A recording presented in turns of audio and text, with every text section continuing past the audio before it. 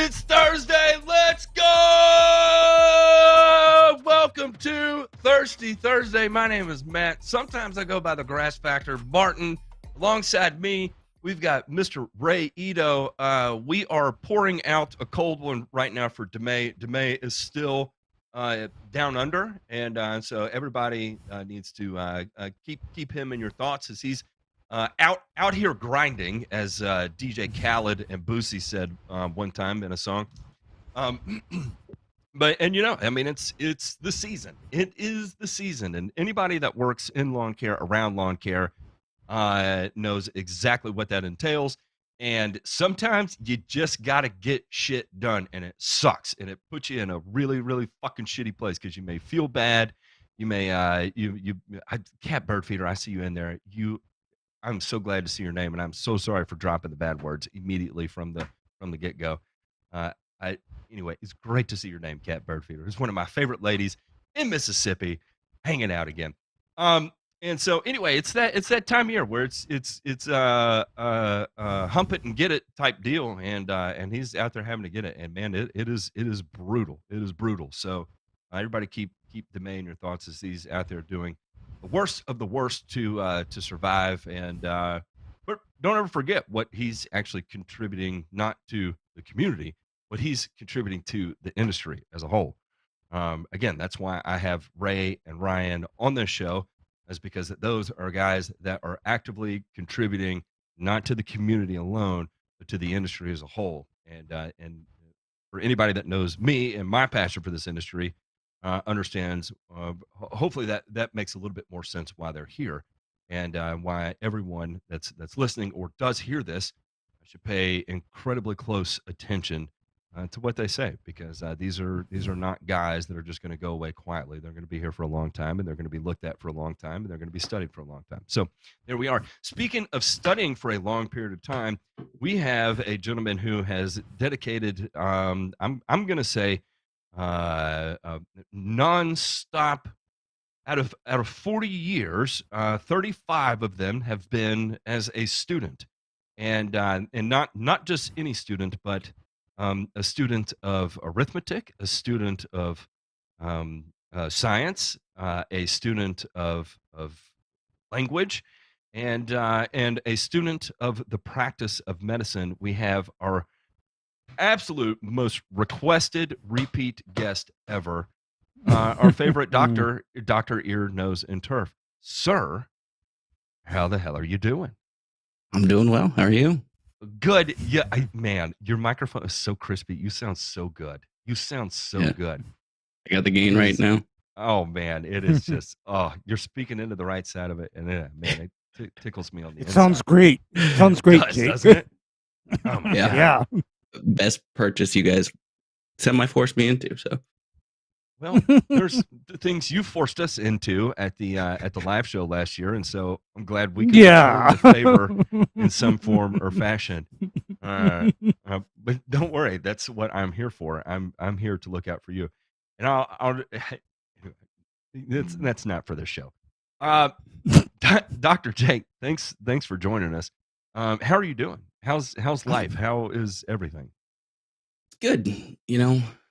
Busy. I mean, I feel like work has been a little bit less busy, but being a dad is getting busier. So life is getting just, burnt from every end of the candle.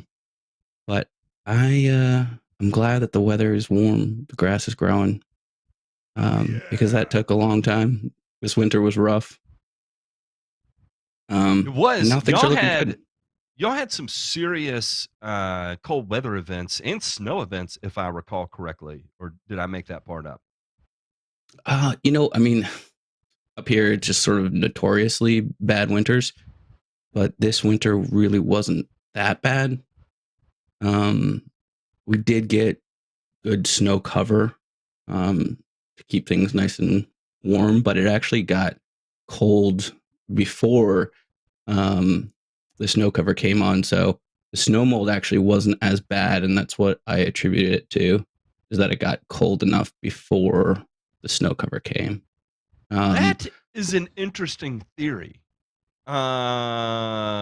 Bray, do you know anything of that from a research perspective of getting a hard, deep freeze prior to snowpack inhibiting or Okay, slowing development Matt, of snowmold? physiologically, what happens is that hard freeze throws the grass into dormancy before that snow cover comes, and that also serves to harden off the leaf tissues, etc., of the grass, so that the leaf tissue of the grass is no longer succulent.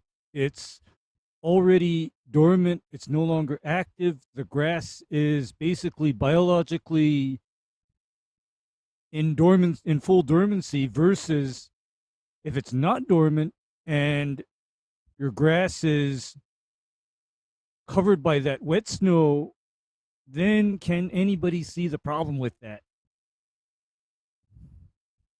It's a matter For of, sure. putting the grass into dormancy before that snow cover hits, because my understanding of snow is that is just rain that has been kept frozen as it falls out of the sky. That's all snow is. Yeah. Yep. So, and, the thing is, it can snow and stick at 28 degrees, and if you've got 4 inches of snow providing insulation, doesn't mean you're going to have frozen soil, and that doesn't No. mean that you're going to have enough a fracturing of the water in the leaf tissue to send it into total dormancy, right? And Right. that big Yeah, thing of dormancy absolutely. is that freeze is going to shred um, effectively just destroy the tissue within the leaf, and then you can kind of party on, Garth, from there. But until then, you're dealing with a living, breathing plant. So Mhm. that is interesting. But go on. Yeah. You survived snow mold. Yeah. I Spring mean, green up was golden. was great. Yeah, Mm. it was good. It was a lot better than last year. Last year we had just a really late spring. I remember like my magnolia tree didn't bloom until like May, like like yeah, middle of May or something like that, and it usually is blooming in April. Yeah, that was the green up. So Look at everywhere else that. was dormant, but it was looking good early on. So that I attributed to we had a lot of like early April warm days, and it was still pretty like dry. So even though I think it wasn't warm enough that anybody else was watering the yard, I was putting some water on it. I was keeping an eye on ET and giving it just a little nudge of fertilizer. So, and then a big old nudge a little bit later that cost me some with some Max or G and a old Scott's Mini. Left some lines in the yard that are still there like 3 months later. I don't know what magic you have in there, Matt, but like there's one spot in particular with the lines still there like 3 months later. So never stop making mistakes. It's made to be slow release, right? And it's the way I do it is it's a polymerization reaction during the granulation process. It's a really fancy way of saying that it's an acid-base reaction between ammonium sulfate and methylene urea, right? And so you get this polymerization of ammonium sulfate that occurs, and anyway, it effectively does make it quite slow release. And you can kind of manipulate the length of the release based on the length of the reaction, the pH that you use, and in terms of granulation. So we're talking about rotational speed of the granulator, how hot you get it when you dry it. All these are going to have an influence on it, right? And typically for a lawn care type product like that, and the the markets that gets produced for is going to be, volume lawn care for guys that need 60 days between applications as a buffer because they may not be able to get out there. So it's important to have something that's going to be uh, pretty predictable in the release. Anyway, that's why that product is hanging on like that, because it's designed to be quite slow in the on the back end of the release there. So well, anyway, it helped I me. apologize for that. It's my fault, because I mean, if I had actually spread it, if I had actually calibrated my spreader or used the spreader that I normally use, I was just like, on my other one's dirty. I've got this one. It's light. It's easy. Let me just chuck some fertilizer in there. And guess what? I'm a pro now. Like, I don't need to go in 7 different directions on the lowest setting. Like, I got this. Let me just do one pass. Send it, right? And then I was like, why did I do this? But what it did show me was, like, I was so worried for a while because, as Ray likes to say, I live on a mountain. My slope is bad. And I was thinking, like, is all this granular that I'm putting down just like washing down? And those lines are still there. So that is today. That was like 2 hours ago.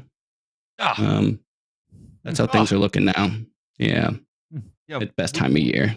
We call that a 10. It's hard not to call it that. That's absolutely beautiful, as a matter of fact.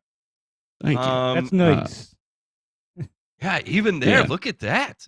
Your drainage swale is looking really good. It is. It is like that little area right there in the corner by the magnolia is just all sedge. But I'm trying to debate whether I go the Matt Martin route or the Ryan DeMay route, which is fight it or fuck it. And right now I'm in fuck it mode because I gave it sorry.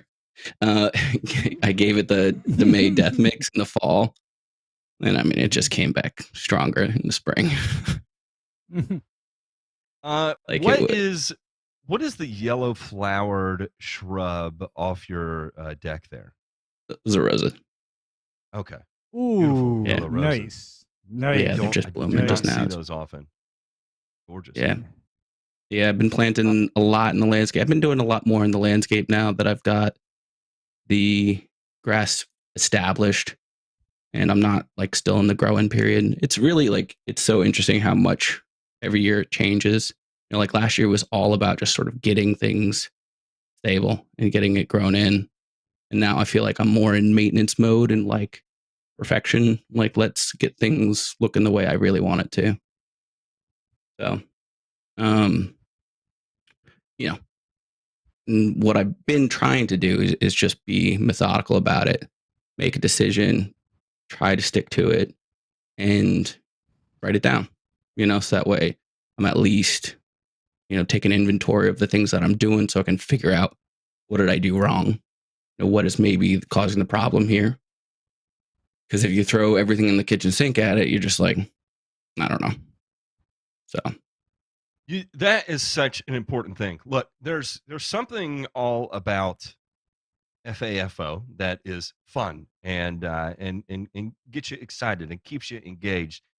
But there's a methodology that you can employ there that you can generate good data to help you make better decisions in the future, right?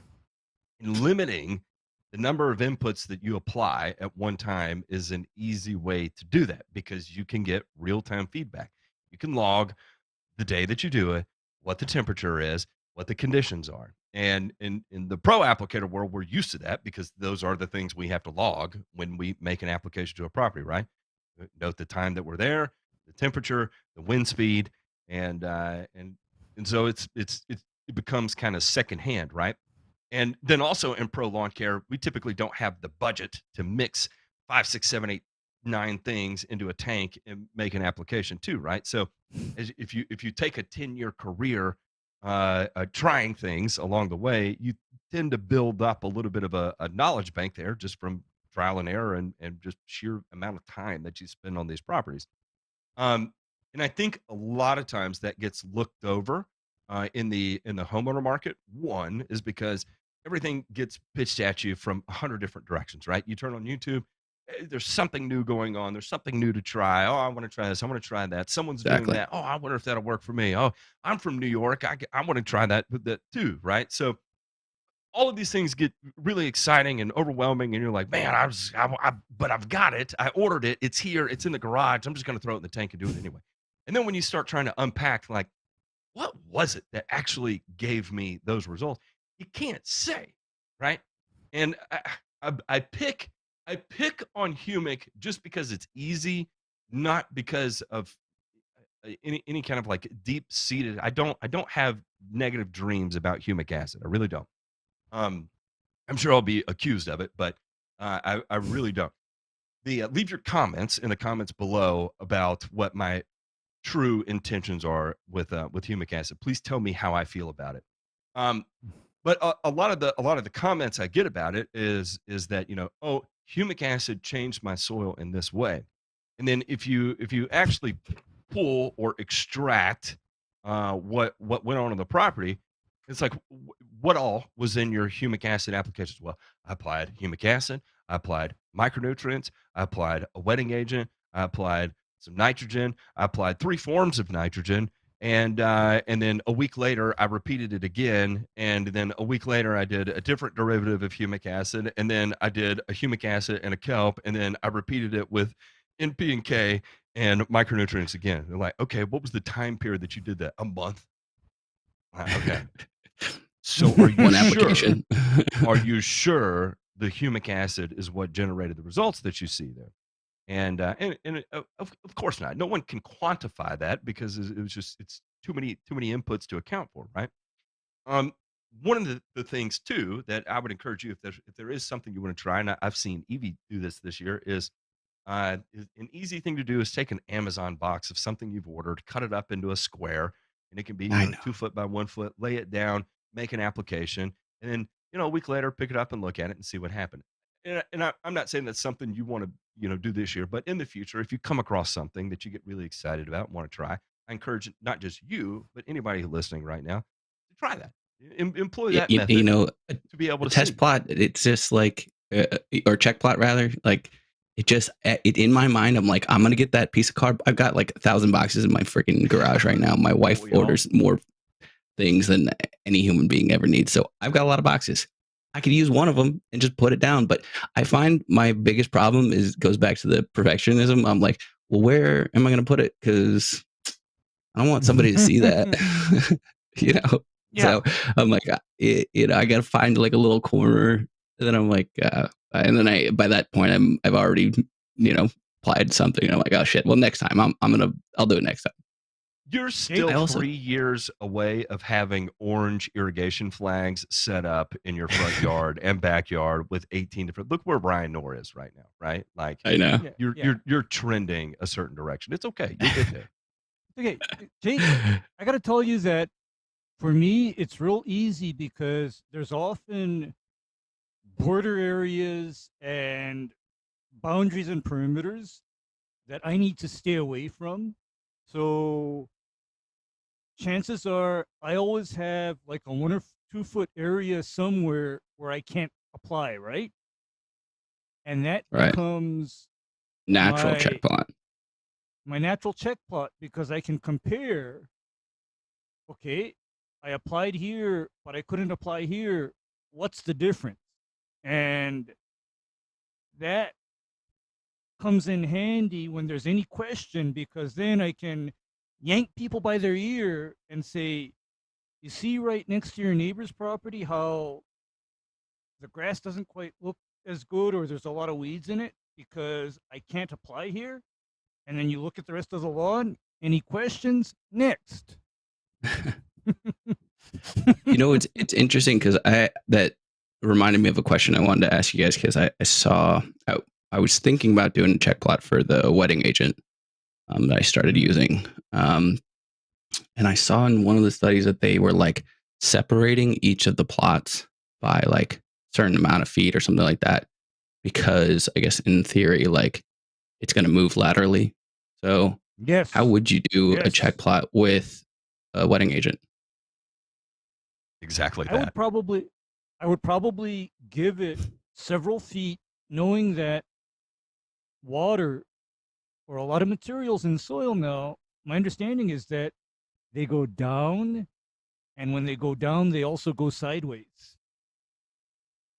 So, being aware of that, I would say, okay, I'm going to leave myself like say a 5 foot by 5 foot,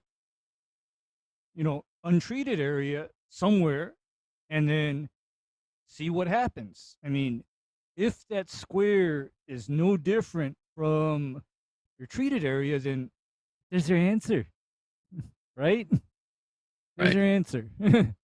So Right. this is one of the greatest, simplest forms to test. Uh, Heat pump. you can't read that. Now let me pull one out to test the surfactant qualities of any kind of surfactant you run. These are Oh, those guys. Yeah. peat pellets. Okay. And peat Mm-hmm. pellets, Seed peat starter is trays. Yeah. hydrophobic, right? This is Yeah. hydrophobic. Mhm. Hydrophobic meaning repels water. You can take your spray, right? Spray into a cup of water, add a little bit of water to it, drop your peat pellet in it, and watch the length of time it takes. The other thing you can do is magic sand, a little kinetic sand. This is a hydrophobic material. You can take your solution with an eyedropper out of your dilution in your backpack and drop it on your kinetic sand and see if it uh, penetrates your magic sand, right? Because this is hydrophobic. Um, and then you can do the same thing with different wetting agents, right? You can compare it to generalized household soap if you want to, because here's the other thing that you have to keep in mind with a wetting agent is a wetting agent does not contain any NP and K, right? It it's improving or manipulating infiltration of water. So that in and of itself, in all likelihood, is not going to generate a color response, right? So using a check plot, if you're not able to measure infiltration rates of water, it's going to be difficult to look at. Now, if you flip all your irrigation off and you know you're about to go into, it's been 2 weeks without rain, you're getting testicles deep into a dry period. You want to make your application, irrigate one more time, and then watch how long it takes to show signs of drought stress. That would be an effective tool, right? You can use that, but you're really relying on the timing there, and that can be difficult because you got to have accurate forecasts and all that fun stuff. So, as a general rule of thumb, a very simple test, right? Use something that is hydrophobic and measure time wise the length of time it takes to either infiltrate that hydrophobic material or expand it, and then compare it to other things that have that same effect. Rate, uh, uh, um, keeping your rates similar across them, right? So Yeah. anyway, as a simple Yeah. tabletop test that you can do, an easy That's way to do it. great. Honestly, I had like a ton of wedding agent questions I wanted to ask you, and then you did the burn and return like what 2 weeks ago or something like that, where you talked about the wedding agents and basically answered all my questions. So, yeah, I'm not the most versed on it. That gets into a weird world of chemistry when you're talking about hydrophilic tails on the end of the molecule, different types of reactions to get that, and there's a lot of different AIs that are showing up in it. And I will say, like my prediction on the market right now is that we will see more innovation in wetting agents and pigments over the next 10 years than we will probably anything else. I think there's a lot of R&D that's I think there's a lot of R&D in that space going on right now. I sure shit am not doing it. I'll be 100% transparent. I'm not. But I know a lot of people that are working in that space. The other one is nematodes. There is a shit ton of eyes on nematode work going on right now as well too. And it's not big money, but it's definitely AIs that have not been used to date that are attempting to generate some good data to be able to bring them to market. So, um, anyway, that's again, I'm not super versed in them Yeah. because Well, it's my a like whole different questions world were, of chemistry. I don't know. yeah, I found like, I wish I could remember exactly where I found it if I had it. There was a nice document that went through different types of wetting agents. Like, what's the difference between non-ionic, ionic? What's the difference between a block copolymer, an alkyl polyol? Like, and the reason I got into this, besides the fact that I'm a nerd, is that on Greenkeeper, which I've been using and trying to be really diligent about, they have a bunch of like a ton of these preloaded products that you can enter in, and it has like all the information already there, so you don't have to enter it. You can also put in stuff that they don't have. So like I was looking for a wetting agent that was similar to Soaker, because that's what I'm using, and I wanted to see if, okay, what's the closest thing to this? And so I went on this deep dive and trying to find something. And what's the difference between different, you know? Yeah, and I'll be transparent on how I do that. And this is one of those career suicide things you do that you just don't really give a shit. All I do is I get different wetting agents and then I cold blend them together, right?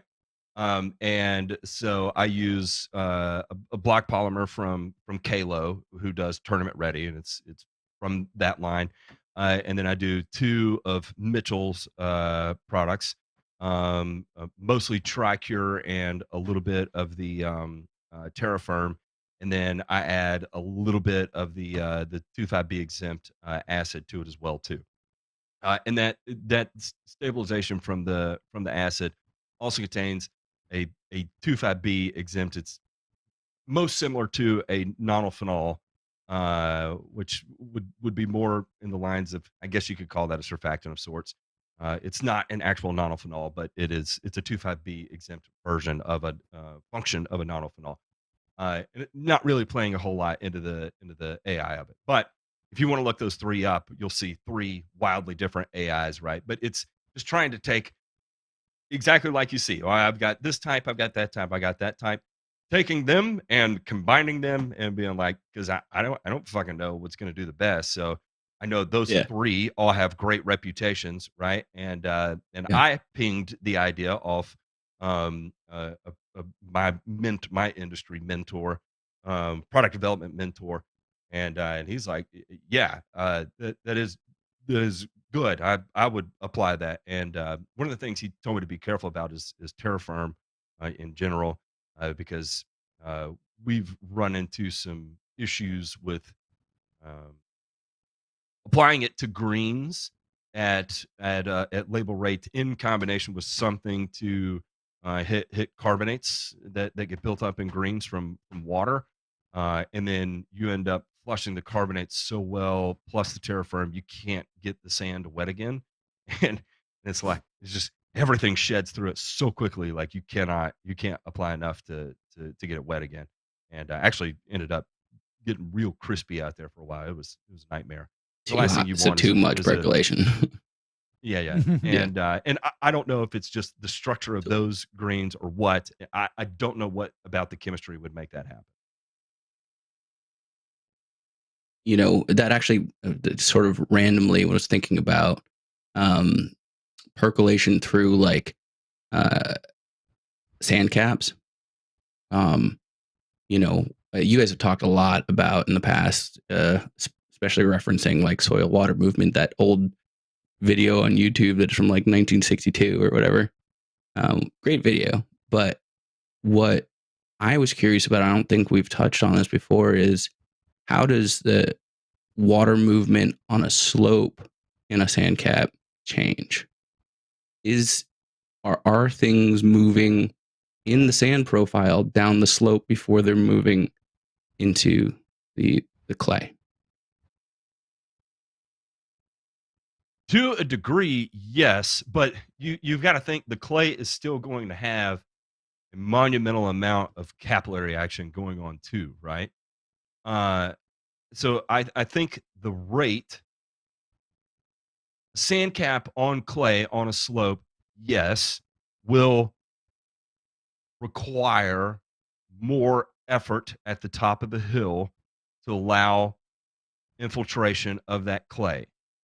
I firmly believe that, and I'm going just logically thinking about it. I could be wrong, but logically deducing that yes, the top of the hill would be the hardest to get the water to infiltrate into the clay. But as you work your way down, it would gradually increase as it's catching more of the runoff, right? So you're effectively getting a higher degree of water at your, at the halfway point down the hill. You're getting, this is an arbitrary number. We'll say 25% more time exposed to water. And then at the bottom of the hill, you're getting 100% more time exposed to water because what started here has worked its way down. But the clay does still have immense capillary action, and so yes, you still can infiltrate there. It's just not going to be to the degree that it will be as you go down in altitude, down the slope. Or not out. Yeah. Yeah. So Yeah, that's okay. And that is where, for example, I know what I've done is selectively apply wetting agents at the tops, the top third of grades, if that makes sense. And why is it Yeah. top third? That is where I want and need that water to go into the soil profile preferentially versus, say, the bottom 2/3 of the grade, because gravity takes care of that problem, whereas at the top third of that grade, I have a problem. Because if left to its own devices, water would preferentially go down to the final 2/3 and leave the upper third literally high and dry. that must be where it comes from, that saying. Yeah, yeah, exactly. No, I So, mean, I find the same thing. Like, and I think the reason I thought of it was partially just what I'm seeing in my own yard is Mhm. the localized dry spot happening at sort of the top, Mhm. Mhm. or closer to the top end of the slope. It doesn't mean that there aren't dry the top spots, third lower down as well, but it certainly seemed to be more of a problem area. Before I get into any more nitty gritty questions, though, I do want to say, like, your Thirsty Thursday with Dr. Shaddix was probably like the biggest aha moment for me. Like, what am I doing? Like, simplify this. The pyramid that he brought up, Mhm. where looking at really what's stressing out turf. And I was realizing that I'm thinking about, like, this such minute detail based on some study that is done in greens and bent grass, like, and I'm not even irrigating close to 50% of ET. Right, Like, right. why am I even thinking about wetting agents if I haven't started watering enough? And so the majority of what I've done this past year is like focus on that pyramid. Water, I think, probably being the number one thing that I was mismanaging, mostly because I don't have an in-ground irrigation system and it's tough. But like realizing how I need to prioritize things, and that was just a great structure to prioritize. Like, I naturally am thinking about, okay, well, sand cap on a slope, like the minutia of those details, but like I'm not even watering it, so who cares? Yeah. Right? So that that is the what Dr. Shattuck said about that pyramid is basically my professional approach. And that is where I tell people, no, you don't need more goddamn compost. No, you don't need your lawn mowed more often. You need to deal with lack of light. You need to deal with water issues first. Everything else is peripheral. right. And the whole and that's light why thing, I mean, I think we've talked about this before on Zooms and stuff, is that like realizing how much of the property like does not need to grow grass. Like I started out with 10,000 square feet of grass. Now I have about 7,000 because I've taken out so many areas. I mean, a lot of it's been landscaping that I just wanted to put in, but taking out a lot of areas that are just like, this is not, you're not meant to grow grass in 100% shade on the north side of the house, you know? Yeah. You start to think, and this is what I know what I tell people is, would you rather have some nice foliage plants, or would you rather look at mud and junky grass? I mean, which do you want? And 9 times out of 10, the light bulb goes off and they said, hey, I want the plants. I want the greenery, because I don't want to have to keep on resodding the same thing only to have it die every year. Right? I mean, it comes down to ask yourself, is this area meant to have grass? And the qualifier, of course, is this going to get enough sun? Yeah. Right? That's the big question that you got to answer, I think. Yeah. Is it huge? Go ahead. Yeah, I mean, it's just like it was almost a year ago now that we last had our Thirsty Thursday, so it flew by. But like, I feel like I've learned so much since then, and it's not the things that I was expecting to learn. It wasn't learning, the physiological processes that are causing X, Y, and Z. It was learning about how to simplify and how to just address the problems in a way that is prioritized, because if you've got X amount of money, X amount of time, and X amount of political capital with your wife, like you gotta pick and choose, right? So I mean, like go ahead. Yeah, I'm just gonna say that is my career in a nutshell, is having to de-learn what I learned to stop obsessing over shit that doesn't matter, right? Let me ask you this. I don't know if it's a result of how do I put this? In reality, it all could just be my ego, right? But from where I first got into the industry, right? Like, I came out of the gates swinging, way overcomplicating everything I did, of figuring out each physiological process that's taking place and tying it in to just incredible levels of detail. And then it took 10, 12 years of backing away from that and just starting at the most rudimentary level, and then figuring out, it's like, are these problems really that complex, or is it the fact that I'm overcomplicating something that isn't existing to try to will it into existence to make a justified reason to use my education, experience, so on and so forth, right? And I want to ask, does the same thing happen in medical practice too, where when it's you come out of the books, right? And it's like, okay, I'm crammed with all this that are books. I'm now into the applied science aspect of it. And so you're constantly flipping through the Rolodex of the books, right? And then adding to that Rolodex of books. And then sometimes you have to catch yourself and be like, wait a second, hang on.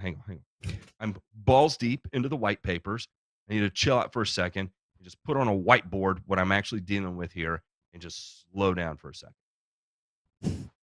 1,000%. Sorry, I got a little distracted at the very end of that because Ryan Dan said, important question, has the recycling gone out? And that's a little inside joke. And the funny thing is, right before I walked up here, my wife said to me, it's trash and recycling night. You're gonna have to bring it out. So I don't care if it's 11 o'clock when this ends. You have to bring it out. Anyways, that's an aside. Yes, 100%. And I think that was contributing when I was listening to the podcast with Dr. Shaddix, of that being the light bulb moment for me, is like, it's exactly that. Yeah, going from being a medical student to being a resident, you're going to the application of everything that you've learned, and you do have to throw out so much of the book stuff because it just doesn't apply in real life. They try their best to get you to understand the fundamentals so that way you can help make new conclusions and advance the science. But when it comes to actual practice of medicine, I don't really care whether or not you're using Flonase or Rhinocort. They're two different types of steroids, and sure, I'm sure there is a longer residual on one, or a higher potency on another, or whatever, but it doesn't, that doesn't matter. Are you even taking the nose spray? Are you doing it? like why am I trying to consider experimental medications for this person if they're not even doing just the basics? And that's when I translated that to grass, was like, oh, who cares about these small studies that are showing whatever on something that isn't really all that applicable, generalizable to my situation, when I'm not even doing the fundamentals, and a lot of that is also just sort of checking your own ego and saying, oh yeah, no, I've been watering. I've been, I don't know why it's not working. I've been watering. And I'm like, well, have you been watering? How long did the sprinkler actually stay on? Were you getting good coverage? Did you see any dry spots? And so Yeah. I think now it's just a matter of okay, keep it simple, stupid. Thanks, Jaylee. And it's Twisted Tea, obviously. And just go into that. And I think water being the biggest thing, and making things less cumbersome, so that way I do them. I actually can do it. So one of the things that I think Ray, I think part of it came from the last time we were on Thirsty Thursday. DeMay said something about oh, you know what? One of the simple things you could do is put in a main line and just have a hose that, with some quick connects that go to that, and that's fine. And, you just put that main line in. And then I was like, yeah, that sounds like a great idea. And then the next day or so, I was like, I don't even know what the fuck a main line is. Oh man, because you see, RD is talking about how he deals with sports fields. And of course, I have a similar experience when I deal with these lawns and landscapes where I've got a fat cat sitting on a 3/4 or half acre property, and they've got about 10,000 square feet of landscaping, and you better believe it that there is a main line, and you better frickin' believe it that if I'm on the property managing their lawn and landscape, I am damned well gonna have tap-ins where I can put my hose on that main line anywhere in the property. I mean, that's just ain't negotiable for me. I mean, that's just how it is. Because what I think you've come to realize is how important water in the right amounts and the right times is to the lawn. That is you don't have water, you haven't got anything. Because I still remember, this was about, Matt, back in, I believe, 1994. My then boss pulled me aside and he told me something that stuck in my head to this day. He told me, Ray, if you have water, you can make a landscape do anything. If you don't have the water, you can't get it to do anything. Game over. Yeah. What, and just learning, you don't know what you don't know, right? Until all of a sudden you're like, you have a task you've got to achieve. And I took what his idea was. I simplified it a little bit more because I was like, I'm not digging anything manually after all the digging I've done. But what I did do was I took a look at, I think it was like maybe the Zoom after, one or two after. And I think Jaylee told me, I was like, I don't even know what, like, I don't know where my water meter is. Like, there's something that comes into my house, like, on the side, and it's got like, little numbers on it, but I don't think that's the water. And he's like, no, that's the gas. He's like, your water meter's down in the basement. And like, and then, realizing that I had like a pressure regulator on there. And not only that the pressure regulator was on there, but it was before my water meter. And so if I wanted to tap into my service line, I couldn't do it without switching those around, because I was going to get so much flow and pressure loss just from the pressure regulator. And so that is exactly what I ended up doing after being convinced by Ray and Chaley on Zoom that I could do it. I think Leshy also pushed me along. Shout out to all those people who are in Zooms and deal with my shenanigans.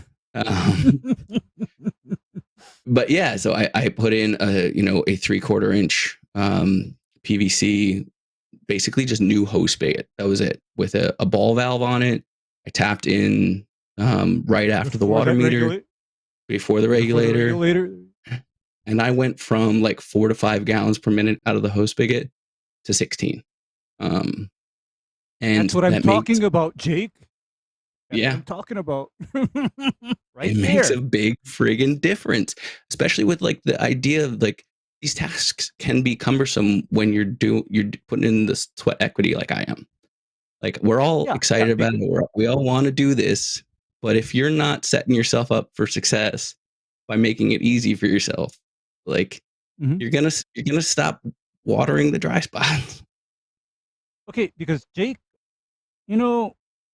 if I have a 10 to 20 gallon per minute water line available, it is no big deal for me to hand water up to a half acre of grass and get it done in about an hour. It's no big deal for me. Not a problem. But if you tell me I have to hose water and I've got 4 or 5 gallons per minute and there's only like 40 psi, I'm going to tell you, I'm going to be here for a while. Right? I'm going to be here for a while. When you do the math, we were talking earlier on the pre-show about doing math, and how I'm not very good at it. But one of those equations that I've been using a lot is the precipitation rate equation. Really helps me actually dial in. So it's like 96.8 times your gallons per minute divided by the square feet that it covers. And like realizing that I can, with now, like essentially I've got the Underhill rainbow nozzle. Watering nozzle. And the watering nozzle, which for me, I tested out is about 13 gallons per minute that I'm getting out of it. Like, I can water all of the dry spots 15 minutes, and put down a substantial amount of water on them. And that makes me go, okay, I can take 15 minutes out of my day every day to check the water, the dry spots, and throw a little water on them. And it's actually going to make a difference. Get it done. Get it done, right? Yeah. Whereas if you thought to yourself, okay, if I start watering because of my lack of water volume and water pressure, this is going to turn into a 2 or 3 hour job easy. That's going to make you not want to even start it because you know what you're in for, right? Exactly. And there's also so much to learn that I did learn somewhat about how much more important flow is people all talk about their water pressure and like, oh, your water pressure is high. But guess what? You put your thumb at the end of a hose, you get more pressure differential and you got more pressure, right? But it's not changing how much, it's not putting more flow out, right? Like you're not putting more water out and really seeing where like, okay, what are the main restrictions to flow? And this is something you and I talked about, Ray. Yes.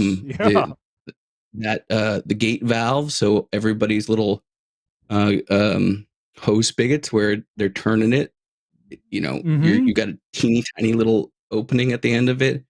You're gonna lose flow, like a ton of flow. You've got a tiny. One of the biggest things, and why I tapped in earlier, is what you said to me was about like my house running through with 1/2-inch copper pipe, and it's going through all these 1/2-inch copper pipes, and then it's going to this tiny little outflow like a spigot, and I've got nothing. You know, that was 4 gallons per minute versus the 16 I could have had. Yes, you know? yes. I mean that is a lesson that you got to say that louder for the people in the back of the room. When I'm talking about irrigation and watering, I don't care about somebody's pressure. What I'm interested in is volume of water they have available. And then second, when they're drawing that volume of water, what is their end pressure? Because if somebody tells me, for example, I'm getting 16 gallons per minute and I'm maintaining like 50 psi, I call that an A+ plumbing system. But if they tell me I've got 4 gallon per minute and my pressure has dropped to like 20 psi, that's time for a rework. Right there. Yeah, there's something there, you know. Something's restricted it. You're going to have a limitation as far as being able to effectively hand water your turf area if that's the restriction that you're facing. Because here's another number that I know. Did I throw this number out at you? I said that in order to put down about 1 inch of water per 1,000 square foot, you're looking at approximately 600 gallons of water, period, per 1,000 square foot, per inch of water that you want. And so what is 600 divided by 4? 150. 150. And 150 is 2+ hours of you standing out there with the water hose trying to get that water on those dry spots. Right. I mean, you're a doctor. Exactly. You ain't got time for that. Exactly. You honestly. I got a wife and a kid that I don't have time for that. You've got a wife and children and a doggy, and just thinking about it. You're a doctor, so you ain't got time for that stuff. So, you know, congratulations. Make it easy for yourself. Yeah. Yeah, for getting that tap in before that pressure regulator, because have you tested your water pressure before that pressure regulator? Yeah, it's at 80. Static pressure, 80. Yeah. Static, okay. Yeah. Because I can tell you right now that if you have 80 psi in an irrigation type line, that is not dangerous. Okay, you are not going to blow up hoses or destroy sprinkler heads or do anything like that. I mean, 80 is perfectly reasonable. That's not dangerous at all. Yeah, there's still something that may be like restricting some things because, like I said, I'm not getting that full. I'm not getting the adequate pressure on. I put a little pressure gauge and tested the nozzle, the underhill nozzle. I'm not getting their recommended pressure, and that's why I'm also not getting the flow that it's supposed to be 15 gallons per minute. I think it might be because I've got a 5/8 inch water meter, so I've got early restriction there. And not only that, you also have to think about your water hose itself, because you know these underhill nozzles, they're all intended for the 1-inch diameter golf course style hoses. They were never intended for a consumer to throw that on a 5/8 or even a 3/4 inch normal garden hose. I mean, Yeah. underhill stuff is intended for that fat 1-inch golf course water hose. Yeah, it was funny because I was thinking the same thing, because I have a 3/4 inch Underhill Proline G, which, by the way, favorite hose. I love it.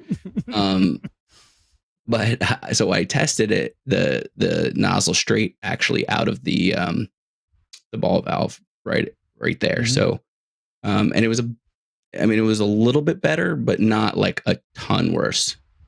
So I was thinking that maybe it's something, upstream that's potentially doing it, because it doesn't really make sense to drop your water pressure from static of 80 psi down to what it was like. I can also tell you that draw limit on a 5/8 inch water meter, you have hit the draw limit on your 5/8 water meter.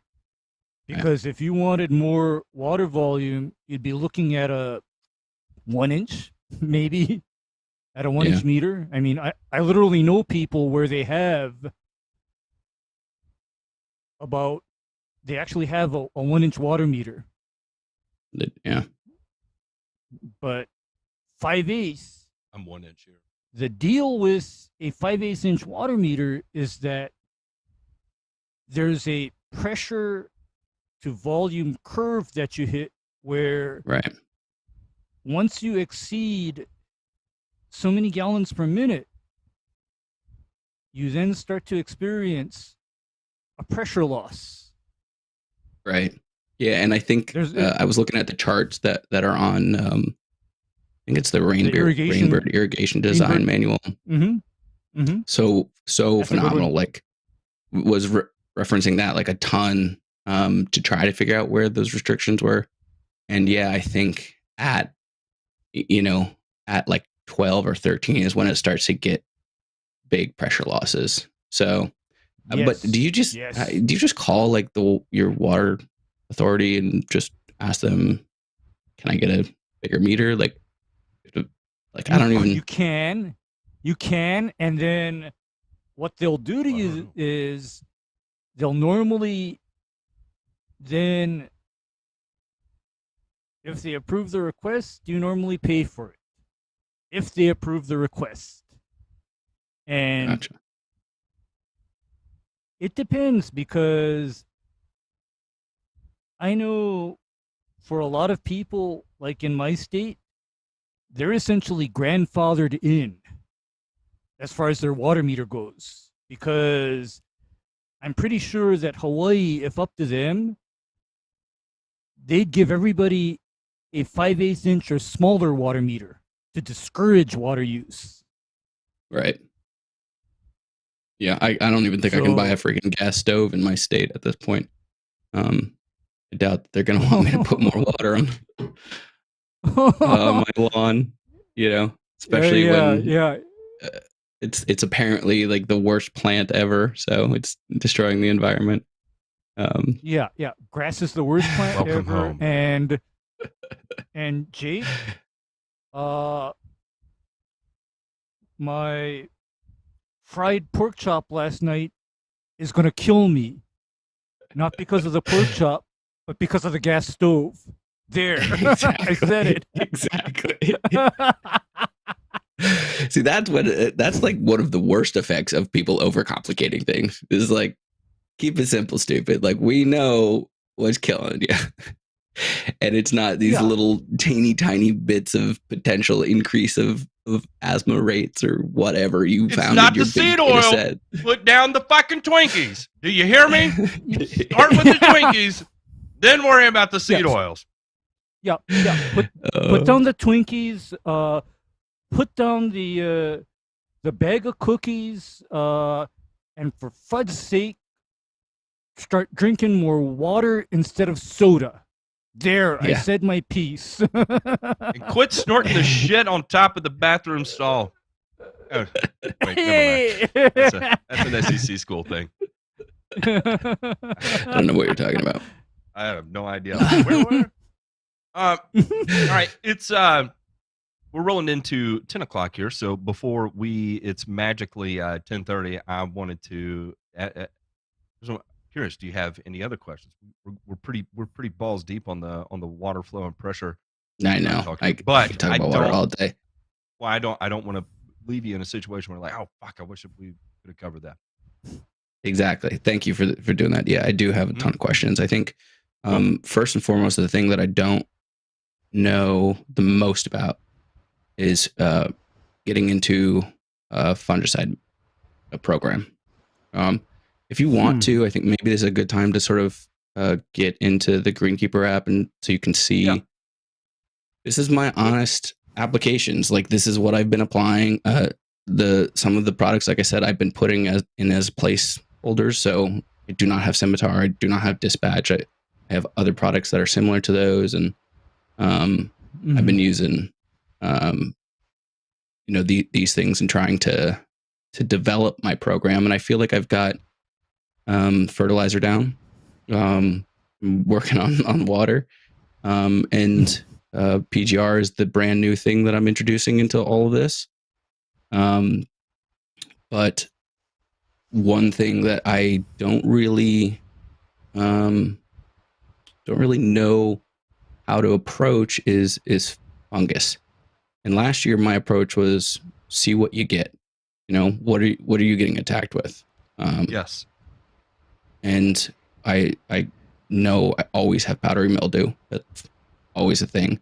Rust was a huge problem on my back lawn, which is higher cut, not irrigated, and was actually really low fertility last year because I didn't realize that the polycoat urea that I put down was being sucked up by my Massport Rotorola, and basically it was useless after the first mow. Looked good for like a couple weeks, and then the rest of the season I had rust. And then what else did I see? Dollar spot in the fall. And then this spring I had leaf spot melting out. And so that's what I've just seen so far. And I know DeMay's not here to give his, cool season spin on everything, but what diseases let's start with powdery mildew first. We'll go through the ones that you experienced in kind of that order. So starting with powdery mildew, where are you getting it? Now, not really getting it on the turf. I'm getting it on landscape plants a lot, but I was getting it in the turf on the areas that were not getting a lot of air flow. That was one of the things that we were talking. Yeah, where I was like, look, airflow and light. Yeah, there was an area along the side of the house that was like locked in between the deck and the house, and it was just like this strip of 4 feet that would always get it. And I was just like, clearly this is not an area that the grass wants to grow. I took it down and I put a flower bed in there. Yes. So perfect. Yes. I was going to say, because that's more of a cultural issue than a chemical issue. That's just the nature of it. Now with landscape plants, there's lots of different chemical controls that you can go about this, but typically there's going to be an underlying issue there. Ray, when you're dealing with powdery mildew in landscape plants, what are you inspecting for? Basically, what I'm looking for is airflow and light as well. And the other thing that I'm looking at too is how well do the plants dry out after getting water or irrigation or even rainfall? And I know one of my integrated pest management type things that I do is whenever possible, I get plants so that their irrigation or their watering is never on their leaves. It's always drip irrigation when possible. And I'm laughing to myself because I just that was another aha moment right there. Is realize like I have this one plant. It is my trumpet honeysuckle vine, and it is just covered right now. And I was like, what the heck? Why is this one plant? And it is right in the line of one of my irrigation heads that it soaks it every once in a while when it goes just a little, the wind goes just a little bit farther. It goes a little over. Yeah, you see, I become that militant person where I start capping off people's pop-ups and risers, and I run through with, poly pipe and the emitters and all of the water is directed at the soil. I also take care to ensure that any lawn irrigation is not configured or designed to ever hit landscape plants. That is not okay with me. And the reason why it's not okay with me is because when that happens, then I start to get the calls about powdery mildew, leaf spot on plants, or rust on top of plants. And there's a final factor that I look at as well, in that I start to look at,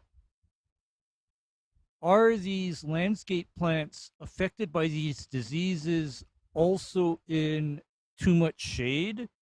And if they are in too much shade, is this excessive shade caused by a tree that needs to be thinned or limbed up? Right.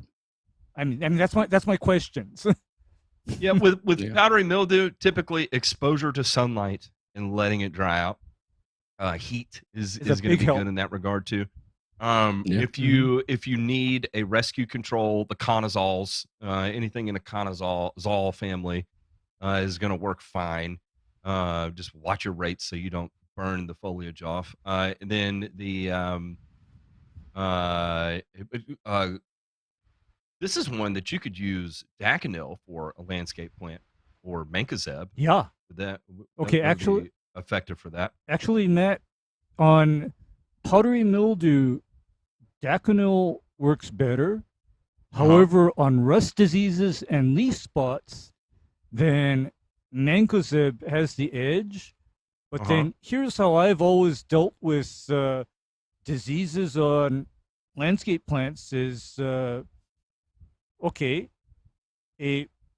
something like a DMI fungicide added to either the mancozeb or the daconil, apply both together, not just the DMI fungicide. And the reasoning for that is that even in landscape plants, resistance to fungicides can become a very big issue. And one of the tools for reducing that risk of resistance, of course, is multiple modes of action, and including what's called a site-specific fungicide with a multi-site fungicide, and the multi-site fungicides that we both know and love are either mancozeb or chlorothalonil. Right. And that has been my, I guess, go-tos, because like in my area, a very popular landscape tree is affected by severe rust disease. And the way I deal with that is I go up into those trees with a combination of mancozeb and eagle. And I look like I know what I'm doing. So, The big thing there is that in the turf grass, exactly like you did, probably getting rid of it because the conditions aren't favorable there. And so that is a win. Even on landscape plants, the majority of the time, powdery mildew can be controlled culturally rather than chemically. But if I take on a new project and it's out of control and I'm like, okay, I need to get a quick grip on it, I can reach for Daconil plus a DMI and have at it and come away, looking like a hero. Now, rust disease, again, this is another one of these that 80% of the time, at least in my experience, even on cool season grass, can be culturally controlled too. Typically, I can fert it out, and it's not a big deal. That being said, there have been occasional times that I'm not going to fert it out. It's too extreme. You walk through it, and your pants are orange. It's bad, right? That's bad. It's not good. And so then now we're looking at chemical control options.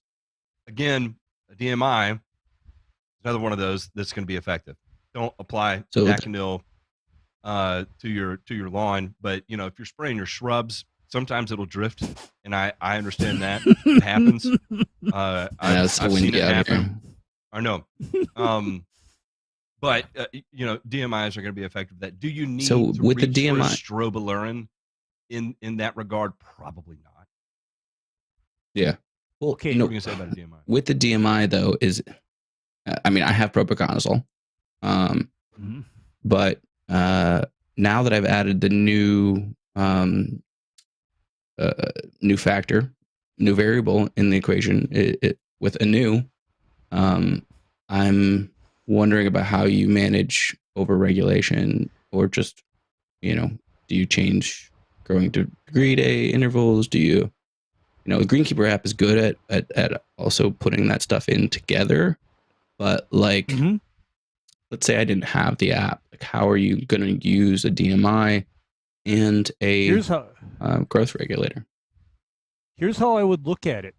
To me, propiconazole is probably equivalent to an application of this other actual DMI PGR called paclobutrazole. It's similar duration of effect. Right. It's similar intensity and Kentucky bluegrass don't go well together, right? I can't say I've ever seen that propiconazole with the same intensity of paclo. But it's just the duration of effect. Sure, yeah. Yeah, you see, and the thing about propiconazole is that from other people that have done it, they've told me that propiconazole can act like a growth regulator for at least 30 days. You stack that effect with your existing PGR app. Like, for example, say you unknowingly combined propiconazole and T-Nex, for example. Yeah. Seen that on Instagram. Then we're talking about pretty profound, growth regulation for a month. Your grass is gone to sleep for at least a month. Whereas here is something to consider. What's your preferred PGR right now, Jake? A new. Yeah, that's what I've been using. Okay, here's where you're good. As a PGR, the intensity of effect of a new ceilings much lower than Trinexapac. In other words, with a new, you have a lower risk of shutting the grass down to the point where there's an adverse effect. Well, I put that to the test when I decided to go on my second application at the high rate recently, like a couple of weeks ago. How was it? 0.36 ounces per thousand. It shut it down. I mean, it turned a little off color. It was only the second application too, so I didn't really gradually get into it, and I was just eager to see what it would do. You just ramped it up. Yeah, But- I was like, let me see. When are you normally getting rust though? I haven't seen any this year. I got, and last year I wasn't regulated, so I got rust. It's probably like end of July was when it started, and then it just was like there consistently. Okay, that's earlier than I typically see it. I see it here September, October timeframe. That's the reason why I asked. Yeah, I honestly was really think under fertilized. Yeah, that's what I was going to say. I think just keeping your fertility levels good, you'll be adequate at that point. Now, fall rolls around, and again, that's where you start getting into that timing thing, right? Like, I'm either about to seed or whatever, and I haven't fertilized since July, and so August, mid-August comes around, you're like, shit, there it is. But if you are seeding, or then you're going to be applying fertilizer, right? Or you're not seeding, but now it's time for fall fertilizer anyway. So typically not an issue. Again, rust is another one of those that I'll say 80% of the time you don't have to treat for. Yeah. Leaf spot. Yeah, that was the one this spring. Another one of those is 80% of the time you don't have to treat for either. The reason why you're usually seeing leaf spot is extended periods of cloud cover. So when I get 3 days of rain in a row, I can pretty much guarantee I'm going to start to see leaf spot in cool season lawns. Just no ifs, ands, buts or about it. I can guarantee it. And then if the sun comes out for 3 days continually, it's all grown out and gone. Now, it's gone. You've got a little bit of complexity there because you're going to be regulated through that time period, right? So if you see that in the forecast and it's going to bother you, then that is a time where you could consider that. As far as I'll bring that up as we continue to move through this. So you see that you want to be proactive about it.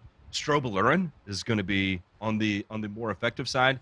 In great resources, you can type into the Google Foo NC State and then name your disease of choice, right? So and they have what they call the turf files. So leaf spot, chemical controls, they rate them on a plus symbol here.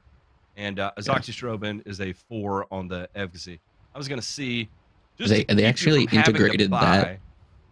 They integrated that into Greenkeeper. So they have the stars for exactly what you're like trying to control, which is pretty cool.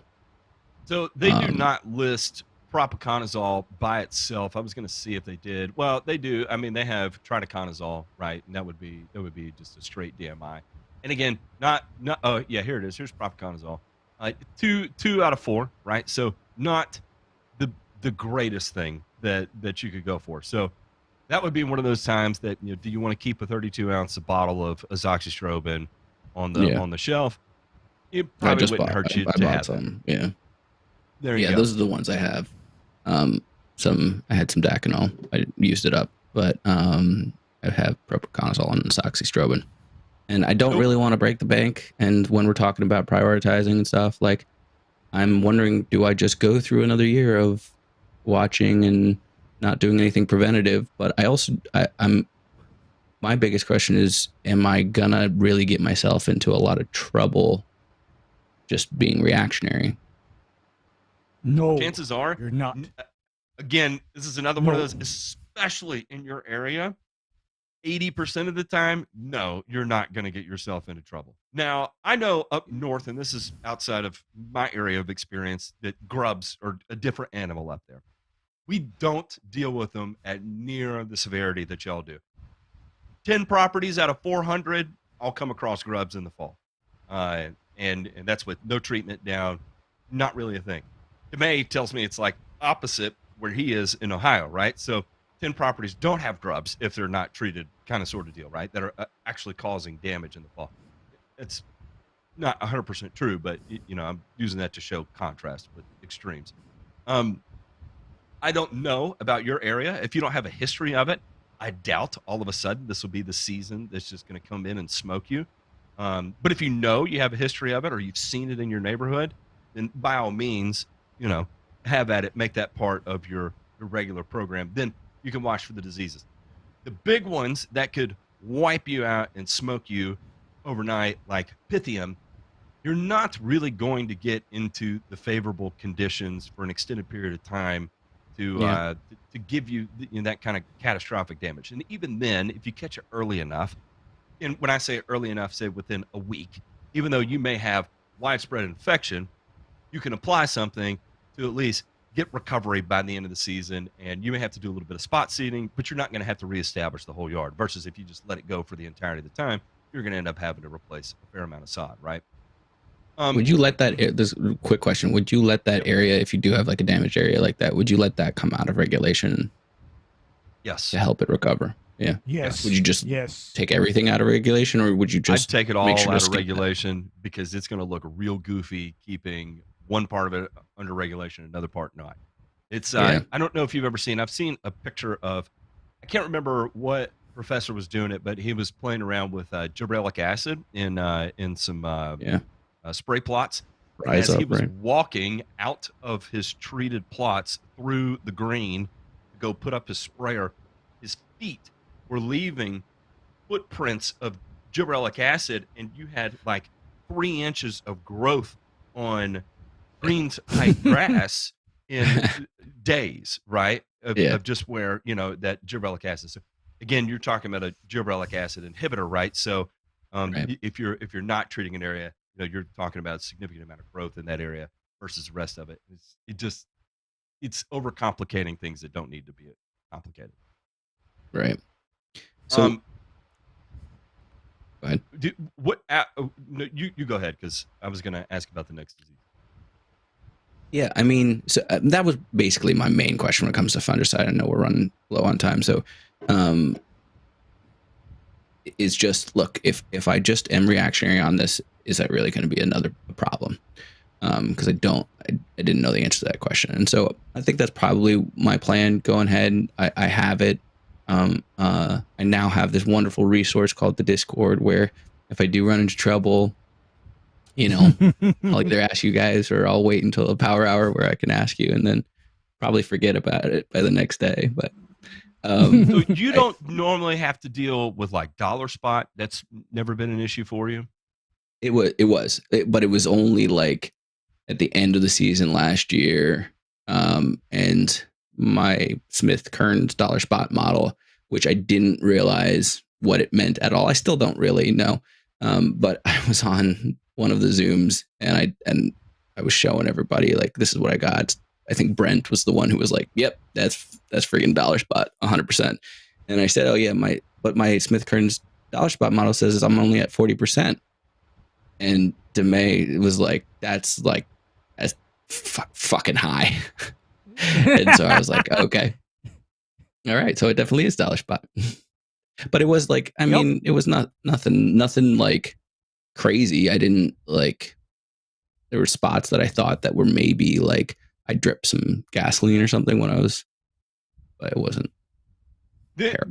Everyone has to establish a threshold to do this. And I think a big issue that has honestly started on YouTube is, like we were talking about, overcomplicating things, right? Like when I got started on YouTube, I wanted to talk about the complicated shit because that's what kept me awake at night. And so when I'm talking to the camera, I'm talking about the shit that keeps me awake at night, so I'm not thinking about it anymore. Not thinking that people are actually going to see it. And then have to deal with the downstream effects of it, right? Or same thing with disease, right? We talk about being out there in the field and showing, oh, this is the most beautiful brown patch I've ever seen. It's the time to apply a fungicide, right? And like we're super hyped up about it, like, oh yeah, here we go, it's go time. And then all of a sudden you start seeing people. It's like, well, I don't know if I have any disease issues, but every 27 days I apply azoxystrobin or propiconazole starting in April and I end in October just to make sure. And it's like, well, hang on, that was not okay.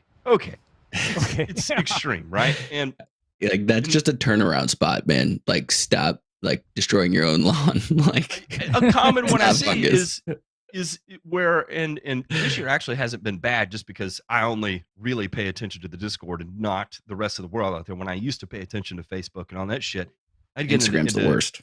Into crazy spaces because you would be looking at pictures in the spring of a lawn that's eat up with poatriv, And then in summer, you're looking at the lawn eat up in disease when really it's just a bunch of poatriv going dormant, right? But they're so infatuated with this poatriv going dormant, convinced it's disease. I don't understand.